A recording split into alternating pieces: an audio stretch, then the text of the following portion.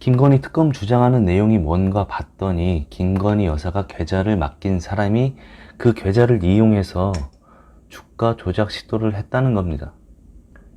그리고 그 판결문에 김건희 여사의 이름이 37회 거론되었다. 그러니 김건희가 주가 조작했다라는 주장입니다.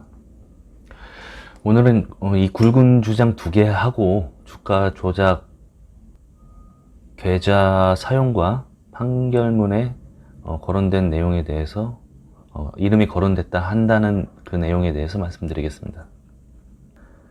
재판부는 김건희 여사 명의 계좌 3개가 시세 조종에 이용되었다고 봤습니다. 자, 여기서 중요한 언어.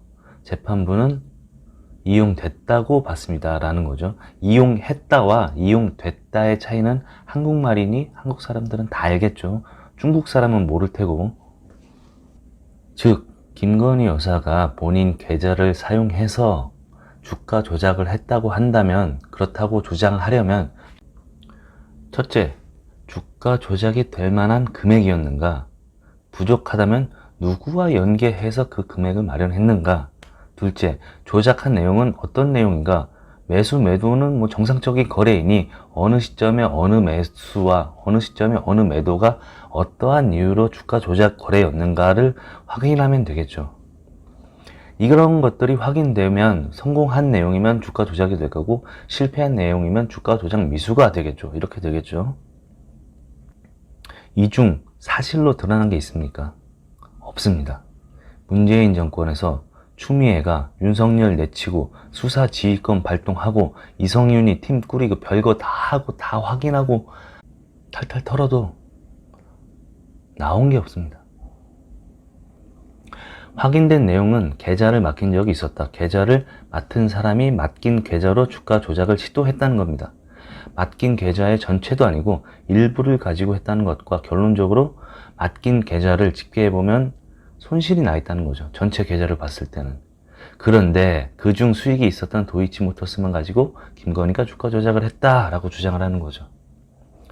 90여 개의 계좌를 맡긴 여러 사람이 있었지만 김건희 여사만 잡고 늘어지는 겁니다.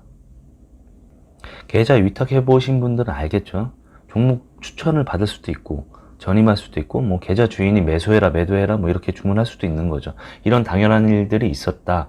다만 그중 계좌 중 일부가 계좌를 맡긴 사람이 도이치모터스 관련 주가 조작을 했다는 이유만으로 계좌를 맡은 사람이 아니라 맡긴 사람이 범죄자라 이거죠. 정리하자면 계좌를 맡은 이가 계좌 맡긴 이의 계좌로 주가 조작 시도를 했다. 비유를 하자면 어떤 이가 칼 100자루를 칼 갈아달라고 맡겼는데 칼 가는 놈이 20자루 들고 가서 강도 시도를 했다. 그런데 칼 갈아달라고 한 사람이 범인이다 라고 주장하는 거죠. 이런 수준이 이런 경제도 법도 모르는 좌파의 지능의 한계입니다. 사실은 풍산 개버리듯 갖다 버리고 허위 선동으로 정치를 엮어가는 거죠. 법과 주식, 경제 이런 건 둘째치고 인과성하고 상관성, 연관성 이런 것도 전혀 구분을 못하는 겁니다. 만약 이런 거 구분할 줄 안다면 거짓말을 하는 게 된다는 거죠. 그러니 이 건은 거짓말 아니면 멍청함 둘 중 하나인 거죠. 계좌가 주가 조작에 이용됐다는 사실만으로 계좌 주인을 시세 조종의 공범으로 단정 지을 수가 없으니까 시세 조종을 한 내용을 가지고 와라 이겁니다. 시세 조종을 자기가 설계했다는 육성 증언이라던가 권한을 가진 자가 직접 서명한 최종 결정 문건이 있다거나 최측근들 그런 수하들을 통해서 배임이나 횡령을 했거나 불법 수익을 얻거나 이런 식을 했다던가 특정 집단에 몰아주기를 했다던가 이런 게 있어야 범죄가 되는 거지 단순 연관성, 상관성이 있다고 해서 범죄가 되는 게 아니죠. 인과적인 관계가 없기 때문이죠. 그러니 주가 조작 대상 주식의 거래를 한 사람이 범죄자입니까? 주가 조작 대상으로 만든 사람이 범인 아닙니까? 주가 조작도 팔아야 남는 건데 산 사람은 손실을 봤을 테니 배제한다 치고 당시 매도한 사람들은 다 주가 조작범이라는 그런 논리입니까? 자, 두 번째 판결문에 거론되었다. 계좌 맡긴 사람이 김건희다. 김건희 계좌를 이용해서 피의자가 주가 조작 시도를 했다. 이런 내용들이겠죠. 거론된 내용이. 거론된 내용에 따라 문제가 된다 안 된다를 한다는 건지 뭐 단순 거론된 것만으로도 문제다라는 건지 알 수 없는 주장을 또 하고 있는 거죠. 거론 내용이 설계, 주도, 계획, 실행, 명령 등의 범죄와 연관이 있어야 문제 제기를 하는 거지, 단순하게 거론되었다 해서 이 사람이 범인이라고 보는 게 말이 안 되는 거죠. 예를 들자면은 피해자도 판결문에 거론이 될 겁니다. 판결문이니까 피해자도 거론이겠죠. 그럼 자파들 논리대로라면 거론되었으니까 이 사람도 가해자다, 범죄자다 이겁니다.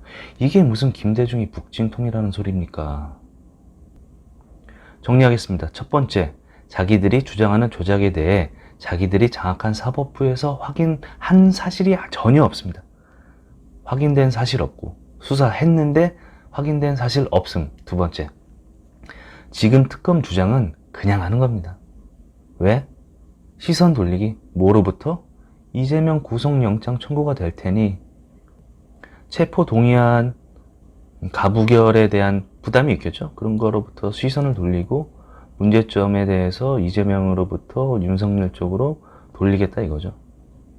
세 번째, 이런 정당은 해체가 답이다.